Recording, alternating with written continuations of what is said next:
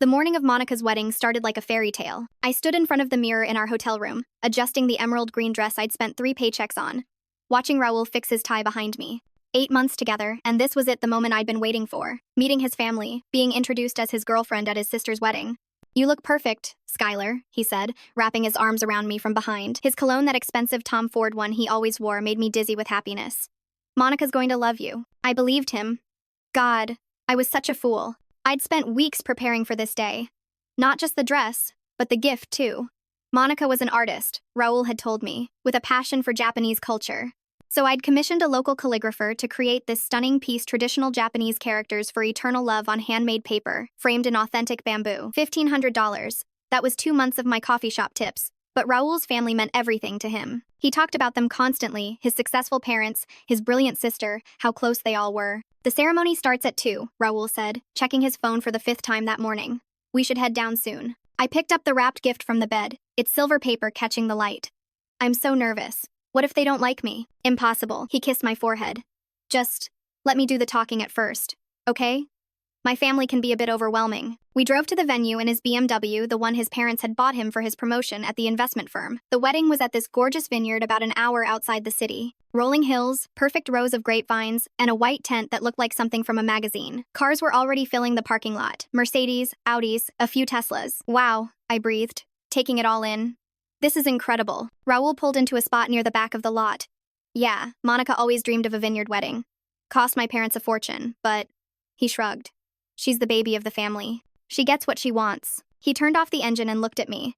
There was something in his eyes I couldn't read. "Hey, I need to run inside real quick.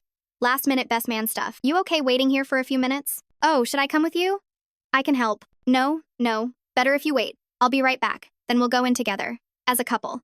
He smiled, but it didn't reach his eyes. "Actually, let me take the gift. I'll put it on the gift table while I'm inside." I handed him the carefully wrapped package. "Be careful with it. It's fragile." "Of course." He leaned over and kissed me longer than usual. "I love you, Skylar." "I love you too." He got out of the car, and I heard the locks click. 5 minutes passed. Then 10. I could see guests walking past the car in their fancy dresses and suits, heading toward the venue. The sun was beating down through the windshield, and even with the windows cracked, it was getting warm. I pulled out my phone to text Raul, but realized I'd left it in my purse, which was... Where was my purse? I looked around frantically. It had been on the center console, but now it was gone. He must have taken it by accident when he grabbed the gift. 15 minutes. 20. I tried the door handle. Nothing. The child locks were on. I tried the other doors, all locked. The windows would only roll down about 2 inches. My heart started racing. This had to be a mistake. Maybe the car had some auto-lock feature I didn't know about. 30 minutes. I could hear music starting in the distance. The ceremony. The ceremony was starting, and I was trapped in a car in the parking lot like some forgotten dog. Sweat was running down my back, ruining the dress I'd saved for. My makeup was melting. I pounded on the windows. "Help! Someone help me!" But the parking lot was empty now. Everyone was at the ceremony. 45 minutes. I was getting dizzy from the heat. My throat was dry. I'd seen those news stories about kids and dogs dying in hot cars, and now I understood how it happened. The temperature inside must have been over 100 degrees. An hour. I'd given up pounding on the windows. My hands hurt. My voice was hoarse from screaming. I lay across the back seat, trying to find the coolest spot, trying not to panic. He'd come back. There had to be an explanation. Maybe there was an emergency. Maybe someone was sick. Maybe. 2 hours. The car door finally opened. Raul stood there, not a hair out of place, looking annoyed. "Jesus, Skylar, you look like hell." I scrambled out of the car, my legs shaky. What happened? Why did you lock me in? I could have died." "Don't be dramatic." He grabbed my arm, not gently. "The ceremony's over. Cocktail hour just started. We need to go in." "Raul, I don't understand. Why?" "Look," he snapped. "My cousin showed up with his new girlfriend. She's a lawyer. From Harvard. My parents were all over her. I couldn't bring you in looking like..." He gestured at me vaguely. "Looking like what?" "Forget it. Just try to fix yourself. There's a bathroom near the entrance." My dress was soaked with sweat. My carefully styled hair was plastered to my head. My makeup was completely gone. "I need my purse. My phone? I left them inside. You can get them later." He was already walking toward the venue. I stood there in the parking lot, shaking. Not from the heat anymore, but from rage.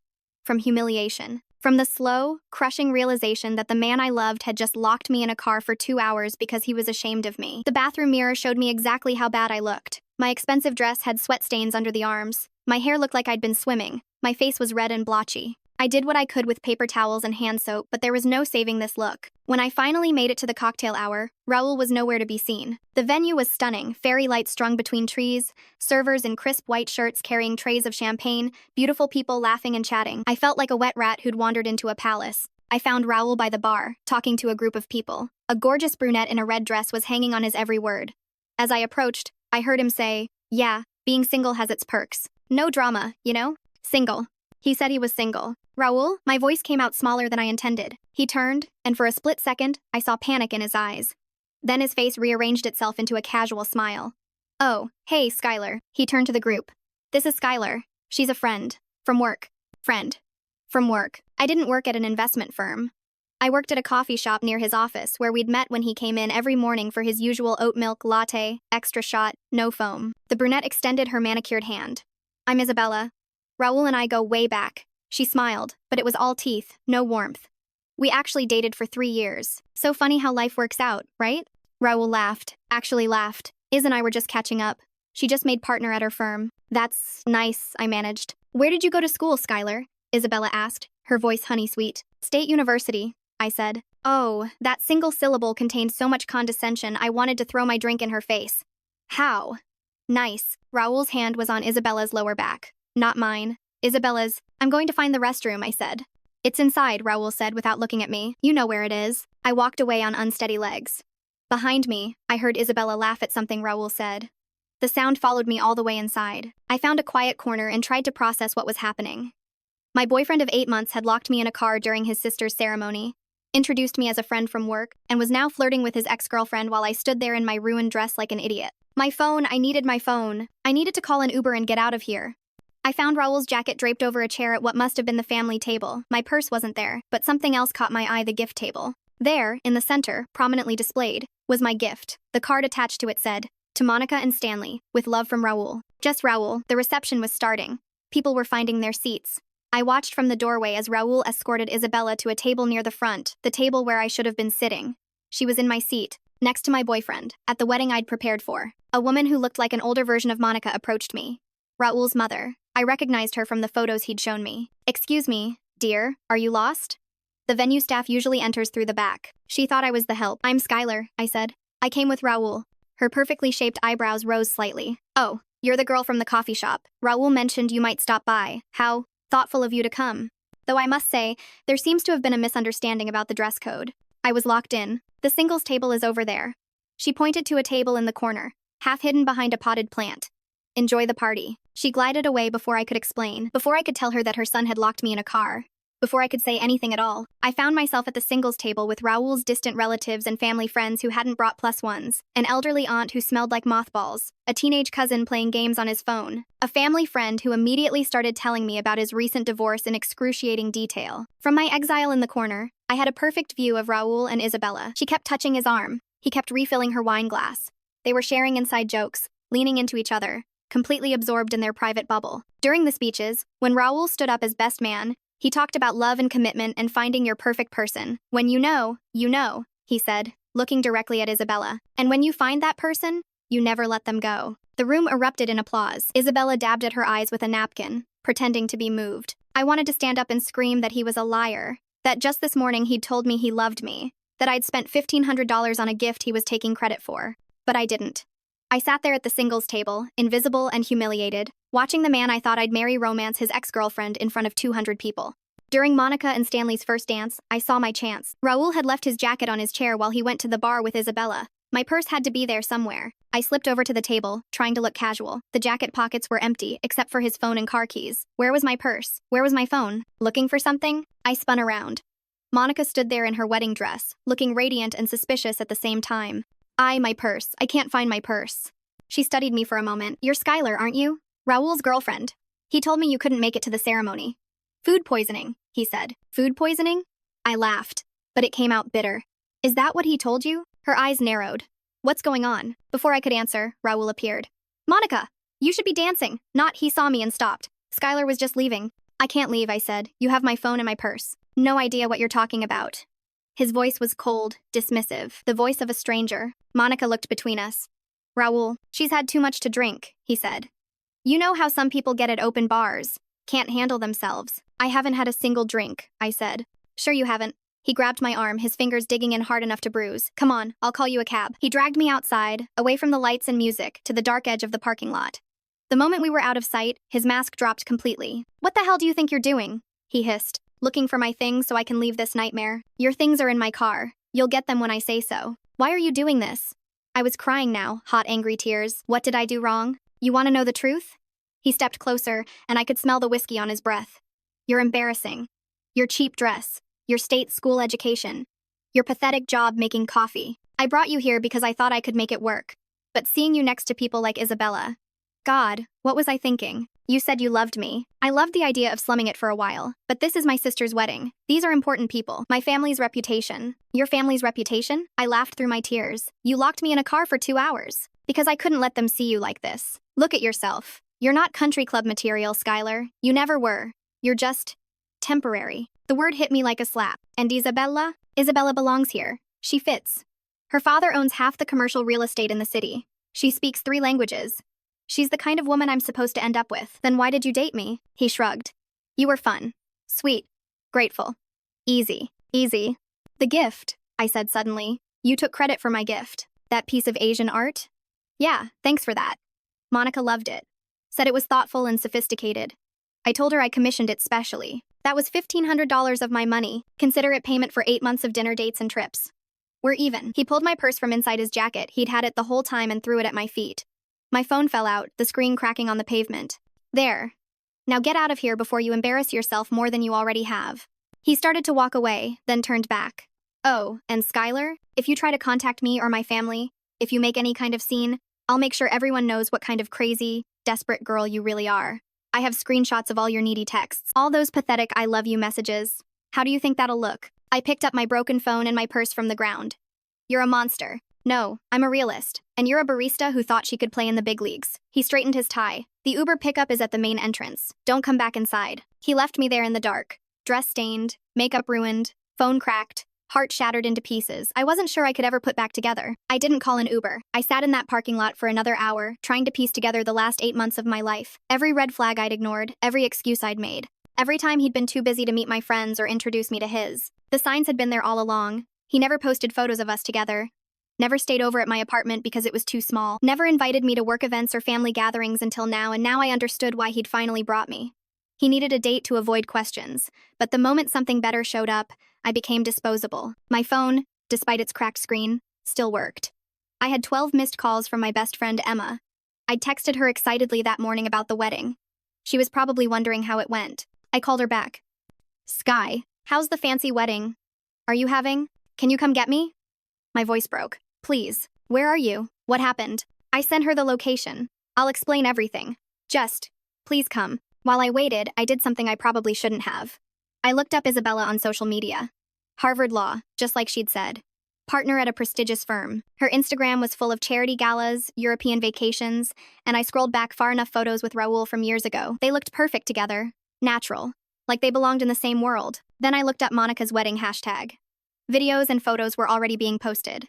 There was Raul, giving his best man speech. There he was, dancing with Isabella, another of them laughing at the bar. In every photo, they looked like the couple of the night. In one video, I could hear someone ask, "Are you two back together?" Raul's response, "Let's just say this wedding has reminded me what really matters." I found one photo where I was visible in the background sitting alone at the singles table, looking like I'd been drowned and dragged through hell. The contrast was devastating. Emma's Honda Civic had never looked more beautiful than when it pulled into that parking lot. Oh my God, Sky, you look. I know. I collapsed into the passenger seat and told her everything. The lock-in, the humiliation, the gift theft, the ex-girlfriend. I'm going back in there, Emma said, already unbuckling her seatbelt. I'm going to find him and... No, I grabbed her arm. Please, I just want to go home. Sky, he can't get away with this. He already has. We drove in silence for a while. Then Emma said, you know what? Screw him. But that gift thing, that's theft. You could report him. With what proof? He'd just deny it. His whole family would back him up. Then we make our own justice. Emma's eyes gleamed. What did Monica look like? Why? Just tell me. I described her artistic, ethereal, kind-looking, despite being related to Raul. And you said she likes Japanese culture? Yeah, why? I have an idea. But first, we're gonna get you home, order pizza, drink wine, and plan exactly how we're gonna destroy Raul Wellington III. Yes, that was really his name. Raul Wellington III. I should have known from that alone that I never stood a chance. 3 days passed. 3 days of Raul sending texts that swung wildly between, "I'm sorry, let's talk," and "You're overreacting, it wasn't that bad," and "If you tell anyone about this, you'll regret it." I didn't respond to any of them. Emma and I had spent those 3 days planning. She was right, I couldn't prove the theft, but I could do something else. I could tell the truth. I recreated the gift. Not exactly the same, but close enough. Another piece of Japanese calligraphy, this time with the characters for truth and consequence. The same artist gave me a discount when I explained what happened. She even wrote out a detailed receipt with the date of the original commission 3 weeks before the wedding. Then Emma did something brilliant. She found Monica's art studio online. Monica was having a gallery opening that Friday. Public event. Anyone could attend. "You're not going to make a scene," Emma said. "You're going to be classy, elegant. You're going to walk in there like you own the place. And you're going to have a conversation with the bride." I spent money I didn't have on a new dress. Black, sophisticated, nothing like the desperate green dress from the wedding. I had my hair professionally done. My makeup was flawless. When I walked into that gallery Friday night, I looked like I belonged. Monica was standing near one of her paintings, talking to a group of people. She saw me and did a double take. I walked over, calm and composed. "Skylar?" She looked confused. "What are you doing here?" "I wanted to apologize for leaving your wedding early," I said smoothly. "I also wanted to give you this. Your real wedding gift." I handed her the wrapped calligraphy. "But Raul already." "That was from Raul," I said. "This is from me. I commissioned it specifically for you after Raul told me how much you love Japanese culture. The artist is local Yuki Tanaka. You might know her work." Monica unwrapped it carefully. "This is beautiful. But I don't understand." "The receipt is in there too," I said. "From 3 weeks before your wedding. I thought you should have something that was actually chosen with you in mind." She looked at the receipt, then at me. "The other piece was also from me. But I'm glad you liked it, that's what matters." I started to leave, but she caught my arm. "Wait. What really happened at my wedding? Ask your brother." "I'm asking you." I looked her in the eye. "He locked me in his car for 2 hours during your ceremony because he was ashamed of me. He took my phone so I couldn't call for help. He introduced me as a work friend and spent the night with his ex-girlfriend. He stole credit for my gift. And then he told me I was temporary, that I was never good enough for your family." Monica's face went white. "He said you had food poisoning." "I know. He said you were drunk and causing problems." "I know." "Oh my God," she pulled out her phone. "Stanley, can you come to the gallery? Now. And bring my parents." "Monica, you don't have to." "Yes, I do." Her eyes were fierce. "Nobody treats another person like that. Nobody. Especially not my brother." An hour later, I was sitting in Monica's gallery office with her entire immediate family. Her parents, the imposing lawyer father, and the perfectly composed mother sat rigidly on a leather couch. Stanley stood behind Monica's chair. Raul was in the corner, his face cycling through shades of red and white. "Tell them what you told me," Monica said. So I did. Everything. The parents' faces grew stonier with every detail. When I got to the part about being locked in the car, Mrs. Wellington gasped. "She's lying," Raul said. "She's just bitter because I wouldn't commit." "I have the text messages," I said, pulling out my phone. "All of them. Including the ones from after the wedding where you admit to taking my phone and keeping me safe in the car." I showed them the screenshots. Raul's own words condemning him. Mr. Wellington spoke for the first time. "Is this true?" "Dad, she's twisting everything." "Is this true?" Raul's shoulders slumped. "She wouldn't have fit in. You saw her at the reception. She looked like someone who'd been locked in a hot car for 2 hours." Monica's voice was ice. "And the gift?" Mrs. Wellington asked. I pulled out my phone again, showing them the bank statement. $1,500.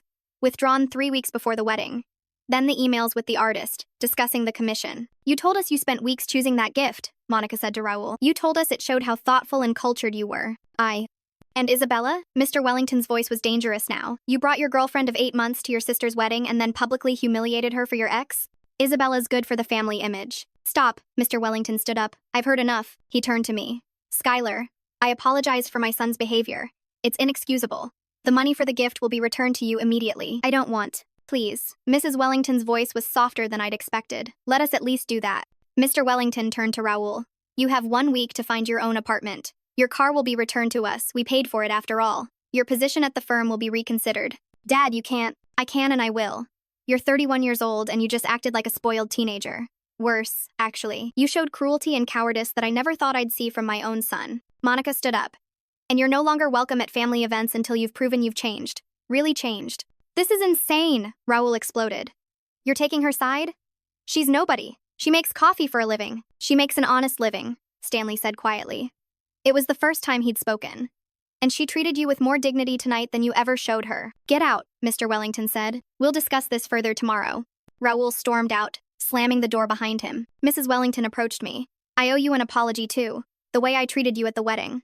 I'm ashamed. You didn't know, but I should have been kinder regardless. She paused. Would you like to stay for the rest of the gallery opening? As our guest? I looked at Monica, who nodded encouragingly. I'd like that. The next 2 weeks were surreal. Monica and I became friends, actual friends. She insisted on taking me to lunch to properly apologize, and we discovered we had more in common than either of us expected. She was nothing like Raul, despite being raised in the same family. He wasn't always like this, she told me over sushi. Or maybe he was, and we just didn't see it. Being the golden child, the only son. I think it went to his head. Stanley joined us sometimes. He was quiet but kind, and he treated me like a real person, not just the coffee shop girl. Meanwhile, Raul was spiraling. The voicemail started 3 days after the gallery confrontation. Skylar, you've ruined my life. I hope you're happy. Then, please call me back. We can work this out. Then, you're going to regret this. I'll make sure you never work in this city again. Then, I'm sorry. I'm so sorry. I love you. I've always loved you. Isabella means nothing. Then, you vindictive witch. You turned my family against me. Then, sobbing, please, I've lost everything. My job, my apartment, my family. Please just talk to me. 41 voicemails in total. I saved everyone and filed a restraining order. Isabella, it turned out, wanted nothing to do with him once she learned the truth. Monica had made sure of that with a few well-placed phone calls. The country club circle was small, and news traveled fast. Did you hear about Raul Wellington? Became the gossip of the month. Locked his girlfriend in a car during his sister's wedding. Stole her credit for a gift. His family disowned him. His Instagram, once full of yacht parties and expensive dinners, went dark. Mine, on the other hand, lit up. Monica featured me on her art studio's page. Thank you to Skylar for this beautiful piece, she posted, with a photo of the calligraphy I'd given her. A reminder that truth and consequence are forever intertwined. The coffee shop where I worked saw an uptick in customers, people who'd heard the story and wanted to support me. My manager gave me a raise and promoted me to shift supervisor. But the best part came a month later. Monica called me on a Tuesday afternoon. Hey, so this is random, but Stanley's company is looking for an events coordinator. It's entry level, but the pay is good, and they provide training. I thought of you immediately. Monica, I can't accept. It's not charity. You'd have to interview like everyone else. But Sky, you deserve better than making lattes for people like my brother. At least think about it. I thought about it, then I applied, then I interviewed. I got the job. The first day at my new position, with my own desk and a salary that would let me move to a better apartment, I got one last text from Raul. I heard about your new job. You used me to social climb. You're no better than what you accused me of being. I laughed. Actually laughed out loud in my new office. Then I blocked his number for good. 6 months later, I was organizing my first major event for Stanley's company, a charity gala for environmental conservation. It was being held at, of all places, the same vineyard where Monica had gotten married. I stood in the same spot where Raul had locked me in his car, but this time I was wearing a designer dress, borrowed from Monica, holding a clipboard, directing vendors and managing logistics. I was good at this. Really good. The flowers go by the entrance, I directed. The auction items need better lighting. Can we move that spotlight? You're a natural, Stanley said, appearing beside me. This is going to be our best fundraiser yet. Sky! Monica rushed over, glowing. I have news. She held up her hand, a new ring sparkled next to her wedding band. We're pregnant, Stanley announced, beaming. I hugged them both, genuinely happy. They'd become real friends, not just symbols of a life I'd never have, but people who valued me for who I was. As the guests began arriving, I spotted a familiar figure near the valet stand, Raul. He was thinner, his suit was off the rack, and he was alone. He saw me and froze. I walked over, my heels clicking confidently on the pavement. You're not on the guest list. I came to see my sister. She won't return my calls. Because you haven't changed. I looked him over. You're here to ask for money, aren't you? His silence was answer enough. She's happy, I said. They both are. They're having a baby. And they don't need you bringing your toxicity into their lives. You poisoned them against me. No, you did that yourself. I just told the truth. Security was approaching. I'd radioed them the moment I saw him. Sir, we need you to leave. Raul looked at me one last time.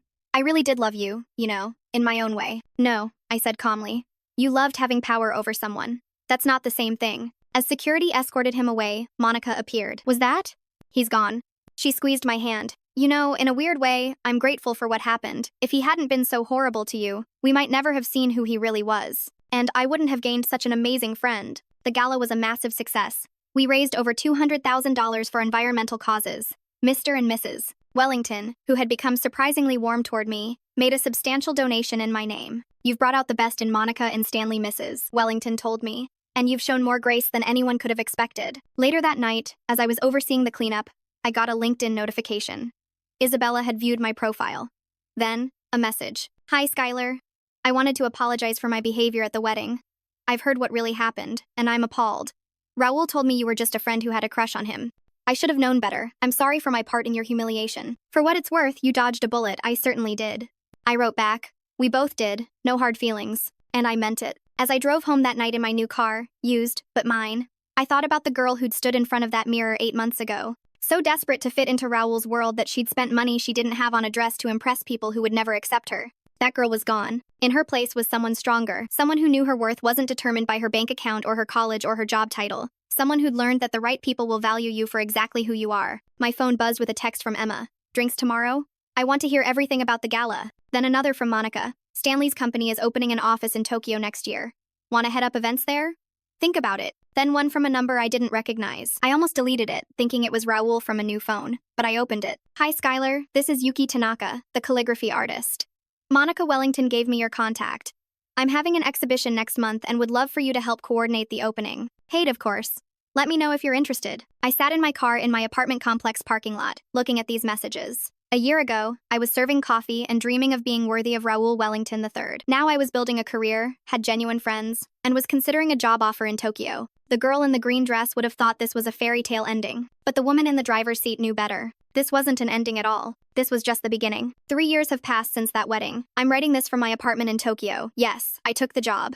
Monica and Stanley visit twice a year with their daughter, Lily, who calls me Aunt Sky. The view from my window overlooks the city lights, and on my wall hangs an original Yuki Tanaka piece, a gift from the artist herself after I helped launch her international career. But I'm getting ahead of myself. The Tokyo position wasn't immediate. I spent another year working for Stanley's company, learning everything I could about international event management. I studied Japanese in the evenings, saved every penny, and proved myself with every project. Raul tried to resurface once more before I left the country. He showed up at the coffee shop where I used to work, looking haggard and desperate. Please, he said to my former coworker, Jenny. I need to see her. Jenny, who'd heard the whole story, told him I'd died in a car accident. What? His face went white. Yeah, trapped in a hot car. Tragic, really. The funeral was last week. She said he actually cried before she couldn't keep a straight face anymore and told him the truth that I was alive, thriving, and wanted nothing to do with him. You're sick, he told her. No, she replied. I'm just a barista who knows how to serve justice with a side of karma. The last I heard, Raul was working at a car dealership in another state. His Instagram remained deactivated. His family occasionally mentioned him, but only in past tense, like someone who'd moved far away, which, emotionally, he had. Isabella and I actually became friendly acquaintances. She sent me business when she could, and I helped her with charity events. Once, over cocktails, she told me something that stuck. You know what the saddest part is? Raul could have had everything, a loving girlfriend, his family's respect, a good life. But he was so obsessed with appearances that he lost what was real. Monica's art has exploded internationally, partly due to the connections I've made in Tokyo. She had her first exhibition here last month, and at the opening, she gave a speech. 3 years ago, at my wedding, my brother committed an act of cruelty that could have destroyed someone. Instead, it revealed the strength of an extraordinary woman who has become one of my dearest friends. Skylar, this exhibition wouldn't exist without you. The crowd applauded. I cried. Monica's parents, who'd flown in for the show, hugged me like I was their own daughter. We got one thing right, Mr. Wellington said quietly. We raised Monica to recognize quality when she sees it. But perhaps the most unexpected development came 6 months ago. I was coordinating a tech conference in Osaka when I met David. He's nothing like Raul. He's an engineer who wears Star Wars t-shirts to fancy restaurants and gets genuinely excited about spreadsheets. He makes me laugh until my stomach hurts and has never once made me feel like I need to be anyone other than exactly who I am. When I told him the Raul story on our 5th date, he listened quietly, then said, I need you to know something. You are not temporary to me. You are not a placeholder. You are not someone I'm settling for. You are extraordinary. And anyone who couldn't see that is an idiot. Reader, I'm marrying him next spring. Monica is designing my dress. Stanley is handling the logistics, he insists. Mr. and Mrs. Wellington are flying the entire wedding party to Kyoto as their gift. Emma is my maid of honor, and she's already threatened to destroy anyone who even looks at you wrong on your wedding day. The venue? A beautiful garden in Kyoto, with cherry blossoms and a tea house. No cars in sight. Sometimes I think about that girl in the emerald green dress, sitting in that sweltering car, believing she was worthless. I wish I could tell her that this wasn't her destruction, it was her chrysalis, that she would emerge from that car not broken but transformed. I wish I could tell her that one day she'd get a message from Raul's mother that would make her cry. Skylar, I need you to know something. Losing Raul from our lives was painful, but gaining you as part of our chosen family has been one of our greatest joys. You showed us what real strength looks like. You taught us that character matters more than credentials, and you gave Monica the sister she always wanted. Thank you for having the courage to tell the truth. It saved us all. The wedding gift, the original one I'd commissioned for Monica, now hangs in my Tokyo office. Monica insisted I take it. It belongs with you, she said, a reminder that good intentions, even when stolen, always find their way home. Below it, I've added Yuki's translation, eternal love, because that's what I learned from all of this. Real love isn't about fitting into someone's world. It's about someone seeing your world as equally valuable. It's not about being tolerated despite your differences, but celebrated because of them. Raul taught me what love isn't. His cruelty taught me to recognize kindness. His shame taught me to value pride in who I am. His lies taught me to cherish truth. So thank you, Raul Wellington III, for locking me in that car. Thank you for showing me exactly who you were. Thank you for the humiliation that became my liberation. Because of you, I learned that I was never the one who wasn't good enough. You were. And I was always country club material. I just needed to find the right country club, one that measures worth in character, not credit scores, one that values authenticity over appearances, one that knows the difference between class and classism. I found it. It spans from San Francisco to Tokyo, includes a coffee shop and an art gallery, a vineyard and a garden in Kyoto. It's populated by people who see my value, not despite my background, but because everything I've overcome has made me who I am. Tomorrow, I'm giving a keynote speech at an international women's leadership conference. The title? From the parking lot to the penthouse. How the worst day of your life can become your launch pad. Raul's story ends with him alone, bitter, forever the victim in his own narrative. Mine is just beginning, and it's magnificent.